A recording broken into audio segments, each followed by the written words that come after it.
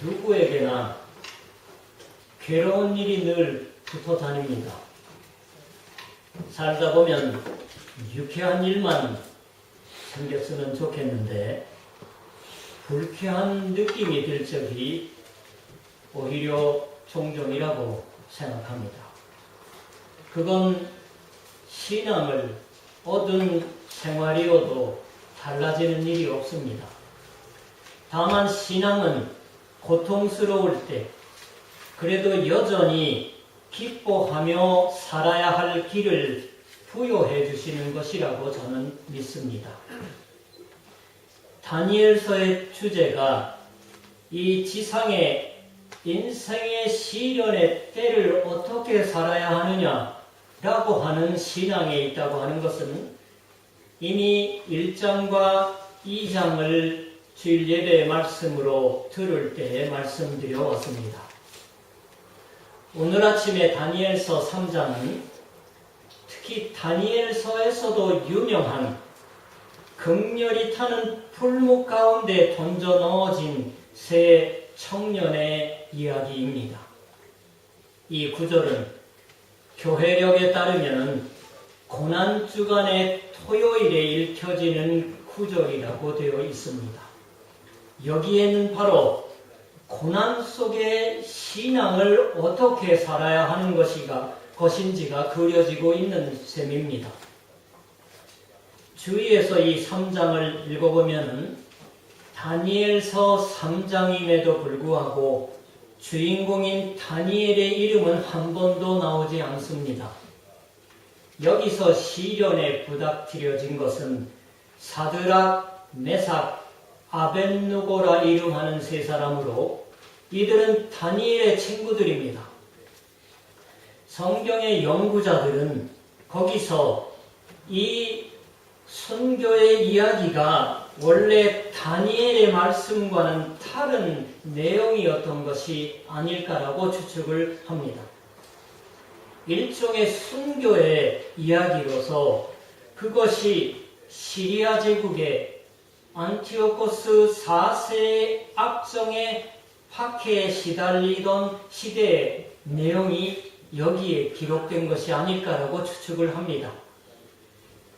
같은 고난을 살아간 신앙인의 말씀으로서 다니엘서에 결합되어진 것은 아닐까라고 학자들은 얘기하지만은 그런 문헌상의 연구는 연구로 치더라도 우리들은 역시 이 말씀이 과거에 고난의 시대의 사람들을 살게 하셨듯이 또한 후대의 시련 가운데 있는 사람들을 위로하여 온 성경에 잘 알려진 한 장의 말씀인 것으로 오늘날 우리도 위로받고 지탱해 주시는 말씀인 것을 예배의 말씀으로 들으려고 합니다.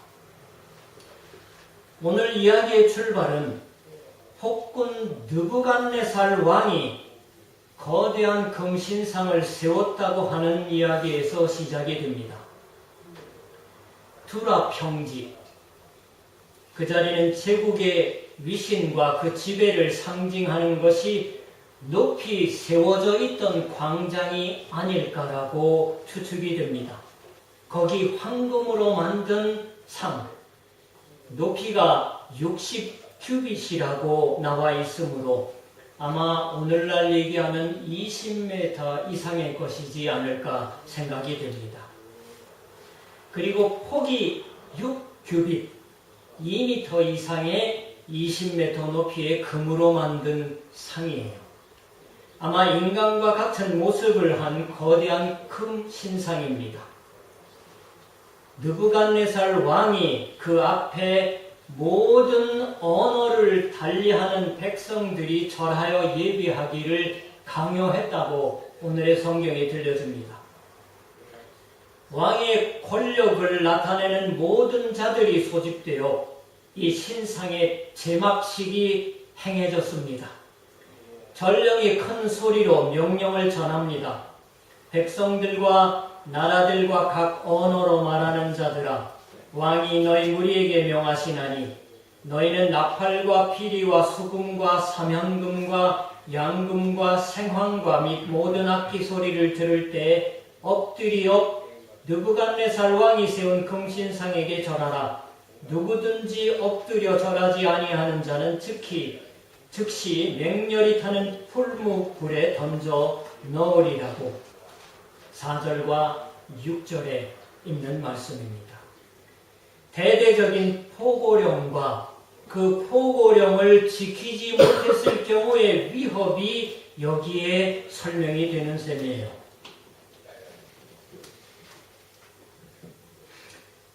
느부갓네살 왕이 세운 금신상 앞에 선 그의 모든 세상의 신하들이 음악 소리가 들리자마자 그 앞에 절하였다라고 우상 예배를 강요한 것을 반항하지 못하며 저항하지 못하며 모든 사람이 따랐다라고 얘기를 합니다. 이러한 말씀은 언뜻 보기에는 우리와는 인연이 먼 그러한 이야기처럼 생각이 들지도 모릅니다. 그러나 모든 백성과 나라들과 각 언어를 말하는 자들이 모두라고 나오듯이 소위 그 시대 전체가 우상 예배를 행하고 있는 것이므로 우리들의 시대에도 이 시대 나름의 우상 예배가 없는가 하면은 그것은 우리에게도 부정할 수 없는 것이 아닐까요? 우리들도 또한 어느 사이인지 이 시대 모든 사람들이 가장 바라고 원하는 그러한 것들을 섬기는 데에 사로잡혀 있는 것이 아닐까 스스로 생각을 해보지 않으면 안 됩니다. 그러나 그럴 때 오늘 나온 다니엘을 뺀 3명의 젊은이가 악한 예배에 굴하지 않았다라고 다니엘서가 말씀하십니다. 그들은 바른 예배 생활을 관철하려고 했다라고. 그런데 그들의 그러한 태도를 고발한 것이 갈대아 사람들이라고 나옵니다. 유대인들을 질투하는 지적 계급의 사람들입니다. 바벨론이 지배한 언어를 달리하고 민족을 달리하는 많은 사람들이 바벨론 제국의 일원이 되어 있는 셈이에요. 12절의 고발의 말에 그들의 질투의 감정이 잘 나타나 있습니다.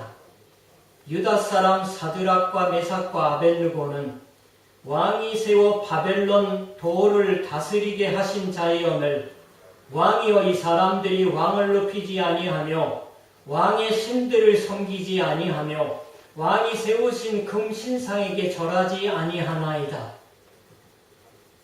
이 고발을 들은 왕이 노하여 3사람을 데리고 오게 하여 만일 절하지 아니하면 즉시 너희를 맹렬히 타는 풀무불 가운데 던져 넣을 것이다 라고 직접 말을 합니다. 15절의 말씀이에요. 아마 이 황금 신상은 풀무, 즉 용광로 위에 세워져 있었을 것입니다. 이 금신상은 고대 페니키아의 모록신도 그랬다고 하지만은 바로 사람을 태워 죽일 수 있는 용광로이기도 했던 듯합니다. 여기에 대략 우상이라는 것의 정체가 잘 드러나 있습니다. 우상은 신이 아닙니다.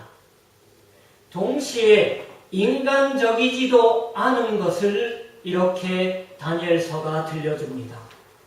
그것은 거대한 인간과 같은 모습을 하면서 그 본래적인 정체는 인간 파괴적인 것이다라고 하는 셈이에요.